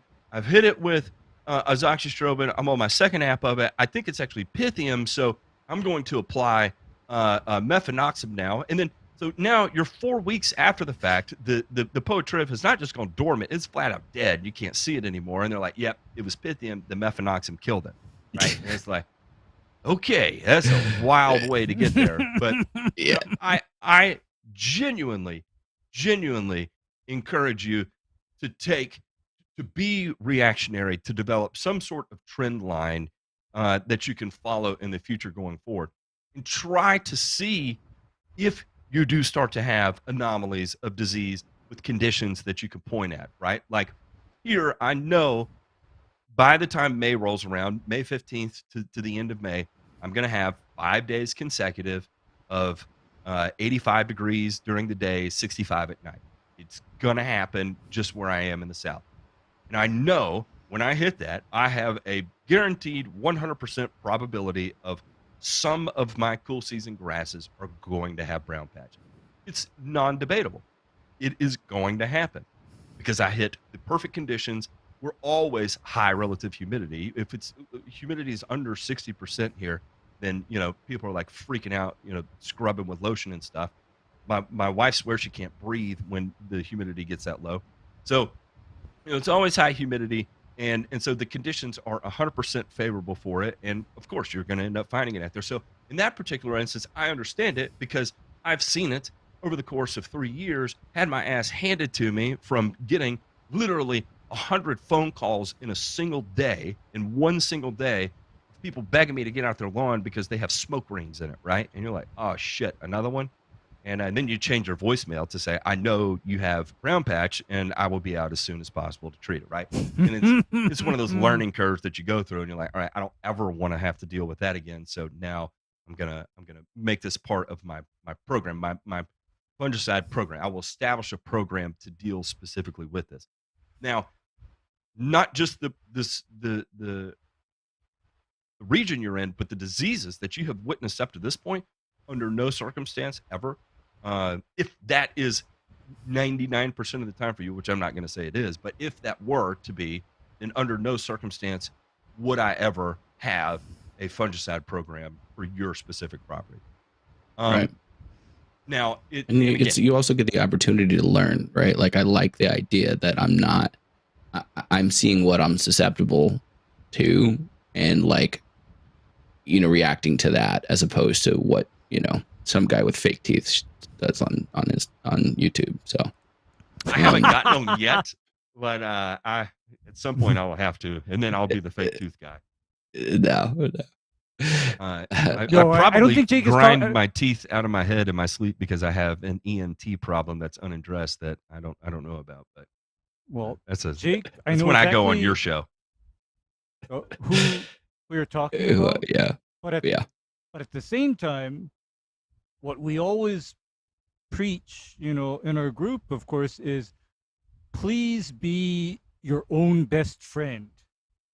And of course, by being your own best friend, what we're talking about is manage your water appropriately, manage your nutrients appropriately, manage your light as best as you can. And of course, next one I always like to say is also manage your height of cut, because your height of cut has an influence, of course, on water management and light management. So be your own best friend in this case. Yeah. It's funny because it's like, it was such a perfect example last year is seeing like all this high cut turf, like getting rust and absolutely zero rust on the low stuff, but it was also better fertilized. But also seeing all the dollar spot on the low cut and no dollar spot whatsoever on the higher cut. And like, again, this was a learning opportunity to see, okay, this is what really affects it. Like this in my specific situation, who cares what these studies have shown? Like, I know now this is my study, it's an N of one, but with something that is so highly variable, like that's going to be a better thing to react to. And that's been huge for me. One other question I had for you guys, as far as we'll keep rolling on this. Keep going. I don't want to end. I'm having my fun. My general idea of making things less cumbersome. Ray, you really helped me out with a tip to change my sprayer pump, upgrade it, because I have the My Four Sons sprayer, and they have like all these opportunities of, you can buy like every part that is there. You can buy individually, and you could upgrade the pump. There's a 100 psi pump, and then the 160 psi pump. I bought the 160. They sent me the 100, so I emailed them, and I was like, "Hey, this is the wrong one." So they just sent me the 160. So I got the 100 and the 160, which is very nice. And it actually came in handy because after like 2 uses, the 160 broke. So, oops. Yeah. Who knows? It was probably my fault, but I then went back to the 100. So I had this nice, spent so much time building a 4 nozzle like wand boom to get my quadrant, not my trident, but and was like running around the yard with it, and only lasted twice. So now I'm down to 2 nozzles because there's just not enough flow. And that's made things less cumbersome to have twice the width of spray, and have the flow to match that. So I'm doing basically my applications in half the time, maybe a little bit more than half the time. But what I'm also realizing is like, wow, that is less cumbersome. Spraying in general has become cumbersome a lot of times because I'm worried about, making sure that my passes are straight and I've got the right amount of overlap. And I got as down into it where I was marking out 40 inches and putting a freaking flag in the ground and just walking back and forth. Good. That's literally the shit I had to do to learn how to do that. So that's great. So when do you graduate from that? Because I did that once and it was great. That time I used it and I'm like, okay, I've got a general sense of, but when you're messing around with chemicals, yeah, go ahead. Here's what I do. You know what? You keep on doing it until you develop the eye such that you can see the wetness of the spray on the grass from your previous pass. You just keep on doing it, and you can do that with cataracts, man. It took me about 8.5 million square feet to probably have that dialed in. Where I felt really. Jake, my eyes are basically totaled. I mean, I can't wait till I get to 66. Yeah. Because I can't wait. Would a polarized lens work? It would help. Kevin just. It would probably help.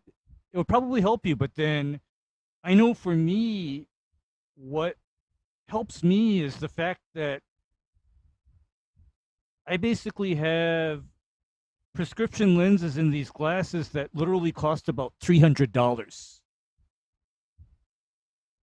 So, it helps. But then my point is that if you can make your passes and you can also mark them off with flags or stakes so that you have an idea, and then you also pay attention now, look at what the grass looks like. And that leads up to my next point about actually spraying now. When we're talking about doing something like fungicides or PGRs, if you have a hard time even seeing, the liquid on the grass, what that actually means is that, hey, there's an issue with your product coverage. Because when I'm spraying a lawn, I can always see, okay, this 60 inches is wet, this 60 inches is not. I can always see it. And that is because I'm getting the spray coverage. It's not random drops of liquid landing here and there, and I'm not spraying and praying, in other words. Right. I'm actually getting the actual spray coverage. Yeah. I mean, I do. So I'll spray with the single nozzle, the AIXR 11006 on its own. And with the new 100 PSI pump, it's like, nice, isn't it? But even with that, like I have difficulty seeing where it's wet and where it's not. So maybe the polarized glasses would help. Maybe I just need to go to the eye doctor. Who knows? But right now, what I've got is I've got the two AIXR 11004s, which when I tested them are putting out about it's supposed to be 0.4, but they're putting like 0.36 or something like that. So it's probably you think that's enough? You know Holy what? Crow. What that means is that your pump is barely able to supply the volume needed for those two tips running at once.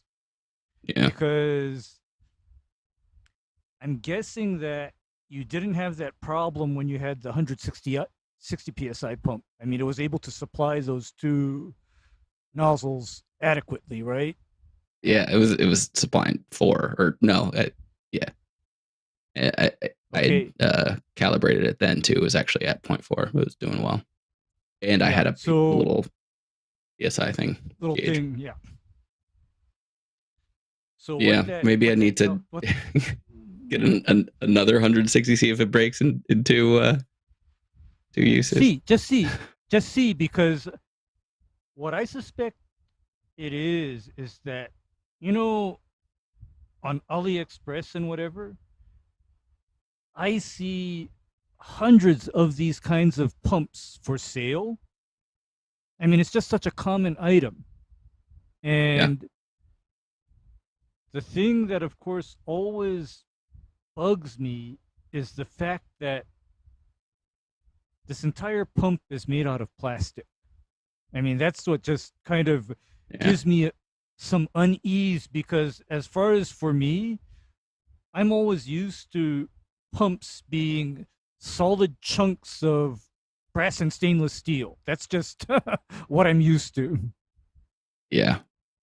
Yeah. So I did see like on some of those fancy Ben Sims, actually, it was probably the first time I saw it, with like his spray rig as like a little foamer thing at the end where you could see the foam as you come back. Could you imagine doing that on like a spray wand? Tiffany Lawns just linked me to this small foamer attachment that is, I guess, powered by a couple of AA batteries. And I was joking with him, and I told him, you know what, Tiffway, I'm about ready to get one of those things and rig that up to my boom, just for giggles. Hell yeah. Okay. You know, I'm ready to do it because I do enough areas such that it is very possible for me to get lost in it, because the areas that I'm doing have all of these little turns and twists in them, so that it's easy to lose track. I mean, I would. That's the other thing is especially with curves. Like, I mean, my landscaping is all curved, partially my own fault. And so like when you're coming through and you're doing these perfectly parallel passes, and then you get to this curved area, like, are you overspraying into the landscape bed and then maybe putting a new right on your phlox plants? You know, like I don't. What I do, I always stopped short and then did a trim pass. Even with the trim pass, you still got a rectangular like spray, right? Like, or just Well, So what I how do you Jake, do that? What I do, Jake, is that I trim pass at least a couple of passes following the curve, and then I've trimmed out, and then I go straight and I stop just inside of that trim pass area, and I call it good Spray and the hope that I'm cutouts so you can make parallel passes. yeah. Okay. I spray all the curves and Yeah. all the perimeter first, and then I go back and forth. I mean, well, actually, Nat saw me do it. What the heck? Yep. Right? I've got it on video, Nat- but I'll never fucking share it. It's my secret. Y'all go to hell. No, too late because Robert be on YouTube Palmer also eventually. has it. Robert already beat me to it. Yeah, Robert got it. I sent J Pink this foamer here. I'll show it to you if you get a wild hair up your ass. I don't know if this is the one that Tipway found, but this is designed to go on the back of a spreader. But you could see how easy that would be to outfit to the ends of your boom to drop a foam dot. Right? Nothing crazy. Steve, I will whoop your ass too, along with Longclip. In fact, I'll beat both of you at the same time. I'm a big boy. Bring it on. We'll arm wrestle, and then I'll put you both in a headlock. But I think that would be easy. And back to the sunglass thing, because I am extreme on sunglasses when it came to spraying lawns. These are the two best lenses I have ever found for lawns. It is the Revo here, and it's specifically these evergreen lenses. And you can get them in whatever style you want. This is just a random ass frame. I love these evergreen lenses. Revo have some of the best lenses I have ever used. And then the other one is Native Eyewear, and it's their reflex lenses. And they've got different forms of the reflex lenses. The green reflex, in my opinion, has always been the best performer for grass. Again, you can get those in whatever style they offer. In my opinion, those have been the two best that I have used. Personally, and when I sprayed lawns, I've wore Natives for a long time. You can get the purple reflex lenses that are actually almost identical in shade to the green ones, and I kind of like those as well too. But anyway, the reflex comes in a variety of colors: brown, purple, green. And even though they look green, they're filtering a lot of the blues, like blue blockers, as you used to hear. And anyway, in my opinion, that helped me see shit, not just from a spray perspective, but even color manipulation that would be going on. I saw Gardener Earth guy was talking about going to a hydroponic store and getting lenses there that you use like when you're walking around in a grow house to be able to spot that variation in the leaves in order to be like, is that disease that's starting to onset there? Because I'm telling you, like, a correct pair of sunglasses that match with your vision will let you see disease well in advance before the homeowner does, or in your case, before your neighbors do, or whatever else the case. Right. So just something to keep in the back of your head there. No, that's like something I didn't even think about. What a great idea. I mean, I'm already like training my eye to see wilt like that. I didn't even know what it looked like until. But I've heard that glasses can also help with wilt and spotting that. Yep, I'm a super nerd on that and have gone through a lot to get it figured out. And for me, those two were the ones that were. I mean, wood chopper, I'll chop your ass up too, buddy. I'll put you in a wood chipper, wood chopper. Apples. What else you got? So with a new. Recommendations on the label are to use a surfactant to improve your leaf coverage. However, it also recommends leaving it on and allowing 1 to 4 hours for rain fastness. And in my experience with surfactants, and you leave it on, if there's like any amount of heat and sunlight, like I'm getting some toasty tips. So. What surfactant are you typically using? Just a high yield bullshit. I don't know. It was like okay, $10 or something. High yield is probably, if I remember rightly, that's what they I'm call looking a it up. spreader sticker Uh-huh. type of a product, and that is where things are going interesting.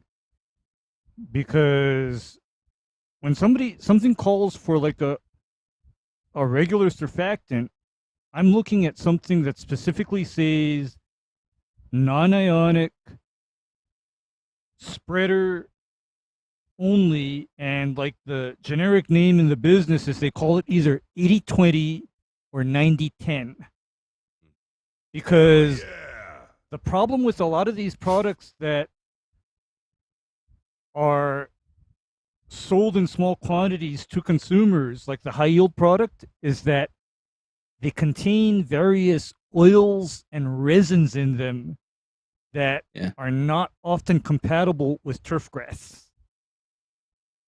That's where you get into kind of like issues, because I still remember burning the fudge out of grass when I added something called New Film P to a spray solution. That was no bueno. Here's the other thing. What rate are you using? And I have no idea how it spells it out on that, but a lot of times what you're going to see it listed as is inclusion as like a 100 percent gallon of spray volume. Mm-hmm. It was it's like a pint per 100 gallons or something crazy like that, or pint per. So I did like a capful, like half an ounce for the whole 4-gallon tank, or no, less than that. Okay. Yeah, cap. Yeah, less than that. It's a teeny little cap. No, it was maybe like. Here's the thing: is that these when it says a pint per 100 gallons, that's like setting up all kinds of red flags for me, because then that low of a rate suggests to me that what you're dealing with is one of those resin-based stickers. Yeah. And resin-based stickers often don't play very well with turf grass chemicals. That's just my experience with them. The only time I've ever safely used a resin-based sticker was when, back in my old days, I was applying high rates of mancozeb to turf. Because mancozeb is one of those products where you have to get that stuff to stick to the turf grass leaves and not wash off even though you're irrigating. In that case, it's fine, but then you try to add that to a regular herbicide or other application, then there's something about that resin that just doesn't play well with your tank mix. Yeah. In typically I'll see it as a 0.5%, something like that inclusion. And so, general math, you say you got 4 gallons, 128 ounces times 0.5%, so times 0.005. 2.5 ounces in a 4-gallon backpack, right? So, and that's me assuming you're just using a non-ionic surfactant. The other thing you could do too is, and this is going to sound counterintuitive, but a little bit of urea added to the tank, and I'm not even saying enough to register more than 1/10 of a pound, but a little bit of urea, you'll notice that will cut surface tension and increase the rate of dispersion across water of water across the leaf surface. I've been buffering down with a little bit of ammonium sulfate. Okay. Actually, you know what the ANU specifically calls out using ammonium sulfate in your tank mix. So if you have some. Oh no, we lost Ray. He got going to be real good. Blue screen to death. He's back. Ray's back. But anyway, here's the thing: is that if you're using AMS also doesn't play well with resin-based products or oil-based products. So what I'm thinking might be happening to you is it's just this product. You may have an issue with the surfactant or spreader sticker that you're using being incompatible with the AMS, because I've sprayed a lot of ANU and I've never had burn or leaf tip browning from that application. But then, of course, I just have the plain, 90-10 surfactant that's not also a sticker. Yeah. And the hard honestly, part, I've done like 4 or 5 different applications now between the back and the front, and only one of the times I used this surfactant, and that was the only time I ever got any sort of burn. So yeah, if you've got AMS in there, that's probably going to be good enough. Like if you've ever put a decent concentration of nitrogen dissolved in water and felt it on your fingers, it gets a slippery, oily feeling, right? And it's a slippery, sticky is good enough. Yeah. And I'm looking up the ingredients in the high yield, and it's a lot of in the surfactant industry, you try to hide what you're actually using, right? And so you have an alkyl phenol ethoxylate, right, which is a general term for a class of surfactant, right, of a non-ionic surfactant. But there's a lot of different AIs that actually could be. The other one is going to be an alcohol ethoxylate, which is it could be sodium lauryl sulfate, it could be polysorbate 80. There's a lot of different classifications that it could be. So it's not specifically saying what that is. And a lot of times what that tells me that is that it depends on what they're able to get in bulk for a decent price that's going to play with whatever else they're adding to it, right? And so sometimes that's going to be sodium lauryl sulfate. Sometimes that may be ammonium lauryl sulfate, and they've just got to swing the dice on it. And now you're talking about not wildly different, but 2 different responses that could happen as a downstream effect. And because it's going into a 32 ounce or 8 ounce or 12 ounce container to be sold in bulk through Home Depot or wherever, it's not going to be enough of a difference for the average person to be able to see the difference. I will fight all of you in a cage match, Elon versus Zuckerberg style. Someone called Dana White, set it up, and I'll whoop all your asses because I can. It's at least my ego talking. Beg my wife to help me. Help me, sweetheart. I'm hurt. But I think, seriously though, it could well be the property of the surfactant, because I've also seen these consumer products, as I say, have various resins and oils in them. And when we're talking about AMS, never ever combine AMS with an oil unless you intend to fry something. Yeah, I'm just putting it out there. Unless it's your purpose, don't. So along those same lines, what I have noticed has been super helpful. By the way, this is like the highest grossing last 20 minutes ever. They're in competition. I'm loving it. Is that my mower width is like perfect for my sprayer. So like if I do double doubles, like that's my perfect line to go back and forth on. But I know there are some labels that specify like for speed zone or something like that, or sledgehammer, or mostly honestly what I've seen is on the herbicides, of not mowing before applying, like a day or 2. Are there other products outside of maybe the herbicides that you don't want to apply right after mowing? And is a new one of them? A new is actually, it depends, because if you're mowing and you're not causing any kind of scalping, tearing, or damage, then you can go ahead and apply. Because let me let you in on something, Jake.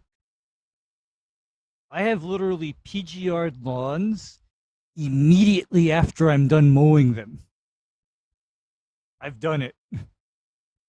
But that is with the caveat that I am not tearing up or damaging the lawn in the process of mowing them. So if you are not making it so that the lawn is torn up or damaged, you can go ahead and send that PGR after you're done mowing to hopefully lock in, that height of cut that you just achieved, you're fine to do that. There's Yeah. no issue. Okay. I'll be honest with you. I don't like applying shit right after mowing. But you hate mowing. I don't like applying shit and mowing. Yeah, but even and I don't most days. But even when I did, it's a thing I have, and the reason why, and this is purely anecdotal, and again another one of those weird head things I have. D. Coleman, eat a dick, Lushy. I will literally, I will fuck you up. And Jesse, I'm not going to fight you because you're a big boy. But I've got about 12 inches on you, so I don't know. We might have to swing for each other. Anyway. Oh no! Yeah, I'll put a boot in your chest there because that's my waist comes up to about your chest. There's my short joke of the day. Sorry, Jesse, I'm sorry. But I would get into situations in lawn care where I show up and the mowing guy's there, and I'm like, you know what? I'm gonna get this lawn done today, and then I make my application immediately after they're done mowing, and I swear to God, I lose efficacy. Whether it's herbicide or fungicide, I swear I would lose efficacy. I don't know why. I don't even know if it's reality. It could totally be placebo, but it was always a thing I had, and I would wait until the next day, and it was always better, at least from my perspective. Matt, okay. It also depends on how the grass is even mowed. That's the other thing too. Sure. Height of cut and what condition the grass is in after it's mowed, because in my days previous when I never mowed the lawns that I treated and somebody else was doing the mowing, it was policy for me never to apply anything to the lawn the day of or the day after the mowing crew showed up. And the reason why is manifold, because unfortunately my mowing guys were not nice. They were savages, okay? They were absolute savages. So I'd like to think I'm probably get a little bit better than that, what is your mowing frequency? What is it now? Yeah, well, I forget you're under holy regulation as well too. Yeah. So it's great though. Last year the front was mowed every day, every other day, at about an inch, 3/4. I tried to push down to 3/4 a couple times.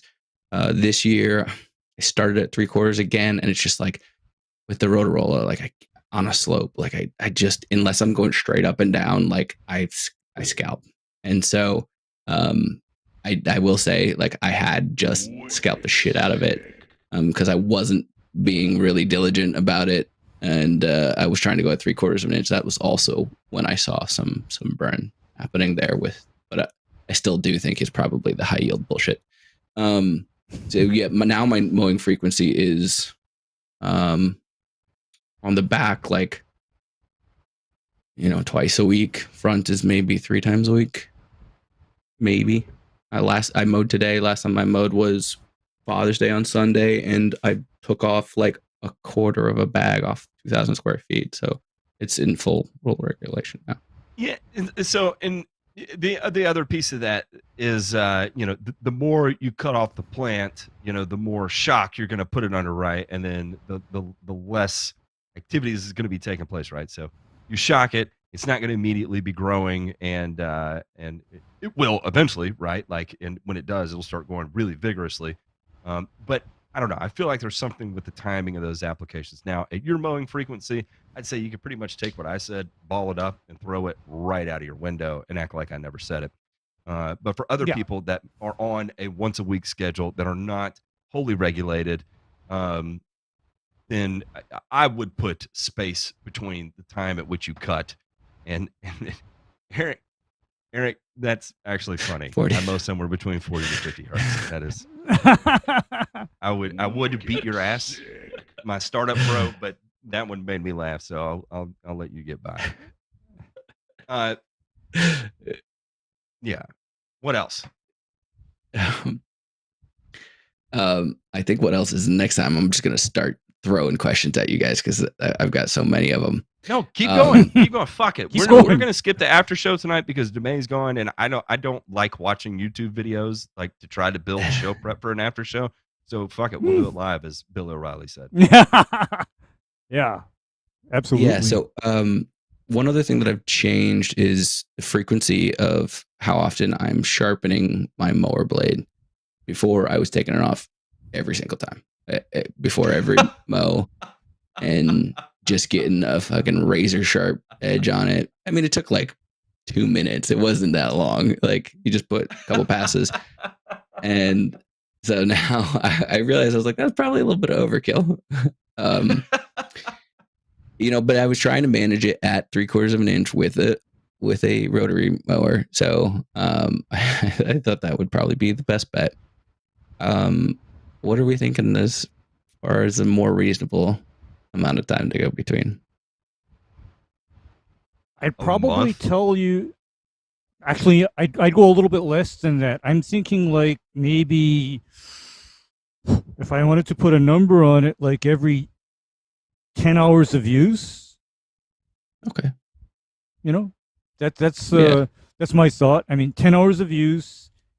And I also have to consider the idea that you are not mowing gnarly grass. Yeah, you're mowing nice fine-bladed bluegrass. Yeah, you're dealing with nice, cool season grass because I tell you, should I be relocated away from the tropics, I'm gonna want a shortcut KBG lawn. Seriously. Okay, Jake? I'm going to want that low cut KBG lawn. What's funny? Because DeMay had talked about like low cut KBG and saying that like under an inch is like a nightmare. And in my mind, I was like, that was the whole idea of potentially going to a real mower, was that like I could get it even lower, but if even it's like with a real mower, is it going to be a nightmare? Actually, here's the difference. The reality is that should you go to a real mower, it's going to tear up and traumatize the grass even less. Yeah. Because remember what I thought about that rotary mower, even though it's a nice one. Yeah. I have my reservation. Yeah, I have my reservations about it because the reality is that once you try to get that rotary mower to mow below, say, 1.5 inches, it's a lot more stressful on the turf versus a real mower, say, mowing at 3/4 of an inch. You see, I don't consider a real mower a horrible thing at 3/4 of an inch, for example. I don't. I mean, to me, that's like high. That's a high cut. And to be perfectly honest, like when I'm really focused and I'm putting the right amount of pressure and making sure it's not scalping and I'm going straight up and down, like I was keeping it at 3/4 of an inch and it looked phenomenal. And there was really no scalp marks, and but like it takes so much mental energy and focus. And I'm like, this is what I was going to say. The difference there is that with the real mower, you don't have to consider any of that. It's just like, all right, I'm going to mow the grass.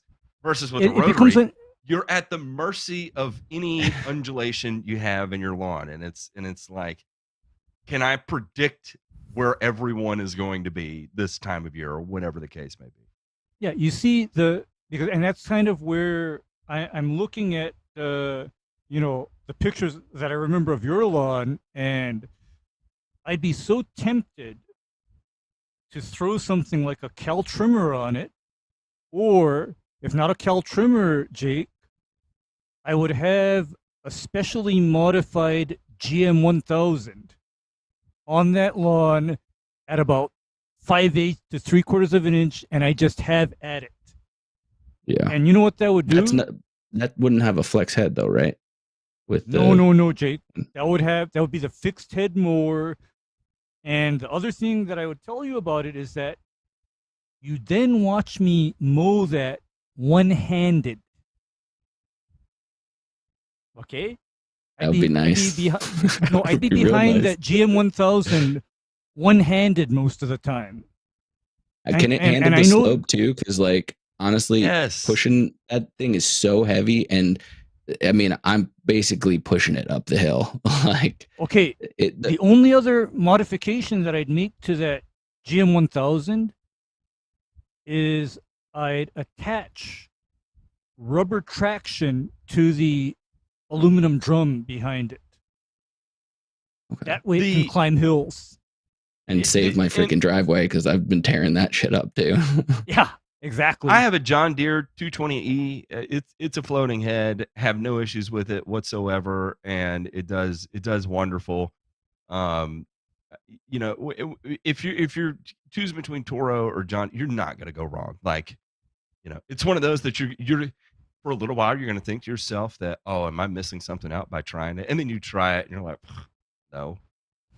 Well, I gotta tell you. What color do you like better? Well, because I gotta tell you, I had hesitations about having a GM1000, and then when I started using it, I wondered, why don't everybody else have these? Because my experience is that every single lawn guy in Hawaii thinks his dick is big because he has a true cut. But we know what they say about trucks with big wheels on them. Mm-hmm. But the thing is that Jesse B's driving. I can tell. Sorry, Jesse. What lawn has been mowed by a true cut because of how not smooth that grass is. I can tell. Yeah. But then do the same lawn with the GM1000, for example. You know, that is something. Yeah. Okay, that is something. You know, and guys, this is such great data, and I'm going to be sure to clip this out and show this to Wife Nose and Turf. That I do need to spend $4,000 on this used mower. You can find a used one with a better deal. It might require a little bit of work, but you know, a lot of times, like, you would be shocked. You probably don't even need to have to put a new reel on it. Just backlap it. I'm gonna say this colloquially, backlap the shit out of it, but do not do a nick and backlap it for 6 hours to grind out an imperfection in the reel. I was joking when I said that, and he actually did that. You know, because you forget on average, what people are going to take seriously. Yeah, because Jake, you did what? On average, my backlap time for my mower is literally measured in, like, longest I've had it backlap for is literally 2 minutes. Okay, that's as long as I've had that. No, for me it's 2 minutes. I mean, if it needs more than 2 minutes, then it needs more than a backlap, and that's just it. And that is just like a kind of a good rule to follow with these reel mowers, is that if you need to backlap longer than a few minutes, then there are issues to address, period. Yeah. You know, but one of the things, though, when it comes to making the decision between going lower and getting a real mower, is that, like, am I a color whore or a texture whore? And I just cannot decide, because I see my side lawn literally right next to my front lawn, and it is like 10 shades darker because it is an inch and a half taller, or not even an inch taller, you know. And Jake, but like the texture is so nice on the other one. So what do you do? Yeah. The confounding factor, though, is my experience is that trying to make a rotary mower mow lower does something not so nice to the grass texture and color itself, especially the color. It tends to shred the grass up, no matter how sharp you have the blade. And I'll be a John Deere 220E simp for a moment is that you have the flexibility to go to higher heights of cut as well too.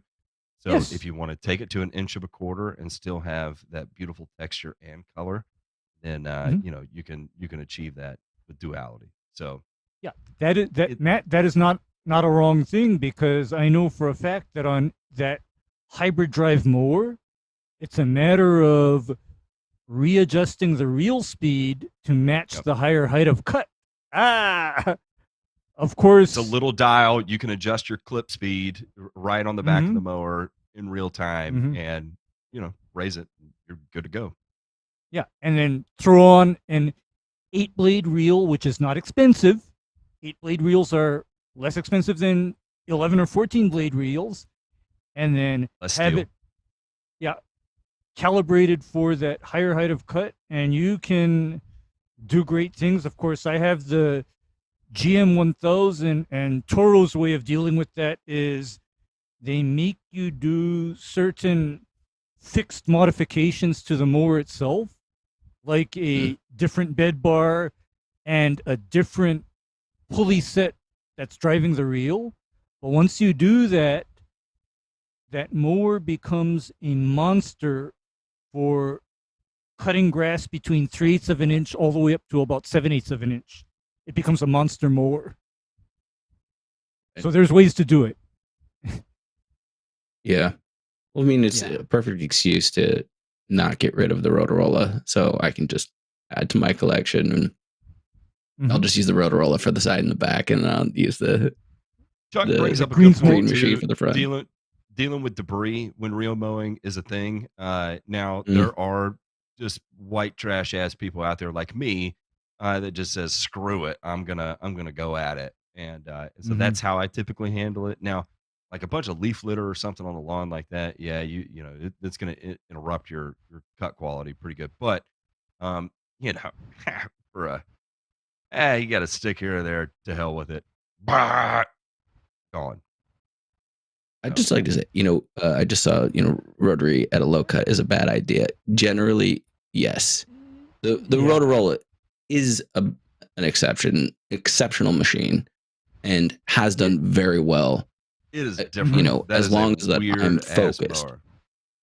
Yeah. However, and here's what I'm going to tell you is that I would never advise somebody that already has that kind of a mower that they have to get rid of it, because the way I do tell you to handle this is you use that rotary mower set at about, like, say, inch and a half or so to suck up and dispose of all of the sticks and the leaves, and then your finish passes with the greens mower for that final smooth cut. That's basically how I do it. And of course, when you're mowing higher, you don't have to worry about the blade digging into the ground. You're just using that mower to take up whatever trash is on the lawn. Yeah. And honestly, even at the 1 inch height, like it doesn't dig in, and it does have really, really good suction to it, enough to suck up literally every little piece of polycoat urea that I had put down. Oh man! Oops! I mean that's just. I was like, you know what? Let me try bagging for once and seeing what bagging on the backyard looks like. And I looked into the bag and I was like, oh, there's just little blue pellets everywhere. Ooh! Yeah. That was not in the. I mean, you see, Jake, that is like the other thing that I need to alert people to, is that your conventional lawn fertilizers are literally intended for high cut mulch mowed lawns. When you're mowing lower, your selection or choice of fertilizer becomes critical. Because again, if you're not careful, I got another one for you. What happens if instead of this mower just picking up these little blue pellets, the mower cuts all of those blue pellets open? Yeah, and that's exactly what happened. Because I normally don't bag. I don't bag on the back and the side, And so that's pretty much what I'm guessing happened all of last year. It's like that, big old dose that I thought was going to last me 90 days probably did not last me 90 days. So I got all cut up. Those little pearls were all cut up and spread out through the lawn. Gave myself a nice huge dose of nitrogen. It's like, oh, I got a real bad spring flush this year. Oh, yeah. You see, because again, when somebody is talking about grass that is maintained at about an inch or lower, your entire, fertilizer management program is different. It's not the same anymore. I mean, that's when you're talking about your fertilizer program being something like AMS or methylene urea type fertilizers, because methylene urea does not have a coating that is affected by it being cut. Methylene urea is dependent on release by bacterial action in the soil, not because it's diffusing through an osmotic coating. So yeah. I after I noticed that, I gave the rest of the bag to a neighbor. I was like, hey, you can use this. I spent $90 on it, but whatever. It's a waste now for me. Now I'm just gonna throw the Maxer G down because I know that's gonna last me a lot longer. Just don't stripe your lawn with it. I've seen enough stripe lawns this year. It's a thing this year. I don't know what it is, but I've never seen as many stripe lawns as I have this year. It's crazy. What's wrong with people, Matt? What's wrong? I mean, I don't know. Shout out to Gardner Earth Guy. We were not able to connect when I was in Florida this last week, but I'll be down there here in a couple weeks. But and we are going to get together and we will ride around and document all the stripe lawns we see, because I was just on this one street, counted four stripe lawns: Bermuda grass, centipede, zoysia, on one street, all striped. And I was like, it's either the same dumbass that did all of that, which I don't think it was. I think it was all homeowners that did it. And I think they just all foobarred it. What's going on? Honestly, the quality of like homeowner spreaders, I've realized is just shit. I don't have a professional spreader, but I can imagine it's got to be a lot better. Because even like I have the Scott's Elite, which is like $100 and some odd spreader. How is that? It sucks ass. Oh man! It didn't. I mean, it's like it's plastic. It's plastic. The whole thing's plastic, and it like it's funny. I was like just realizing when I was using the dial, if you go all the way up, it's not actually going all the way up. Like it's not actually opening as much as it's supposed to. And so I was like, how can this be calibrated appropriately? Those little slot, there's two of them, which I wish they would have just had one, because one of them will like stay open because it gets caught on like a prill. Or like they're not opening fully because there's just a little too much friction. And I'm like, man, it sucks. The only thing I can do is put it on like the lowest setting that I can see fertilizer coming out and just go back and forth in every freaking different direction, which put that on Facebook Marketplace, and I guarantee you can find a Lesco on Facebook Marketplace or eBay somewhere around your area that someone would just want to get rid of, and you probably have to put a new paddle on it, new impeller, and maybe some work on a tire or something, and you'll get it for $40-$50, and you've got a $400 spreader. And once you spread with one of those, like I picked up a Scott's Elite to just touch and see and feel at one of the big box stores, and I was like, that is embarrassing. Like it is a clown toy is what it is. And I'm not saying it to slight you. I'm just saying that once you feel a Lesco, they're not even in the same class. Like one actually feels like a tool, the other one feels like a Tonka toy in comparison. So Yeah. Darn, because I mean, it's you know what, definitely an Matt? upgrade from the recommended. Scott's Mini, but You know, yeah. I gotta be honest with you guys. I have not pushed a spreader in decades. I honestly haven't done it Yeah. because I pushed a because spreader today. no, the truth is that the last time I had to run something granular, I blew those damn granules. 50 pounds. Oh yeah, like out of a backpack. 50 pounds in a couple minutes or less.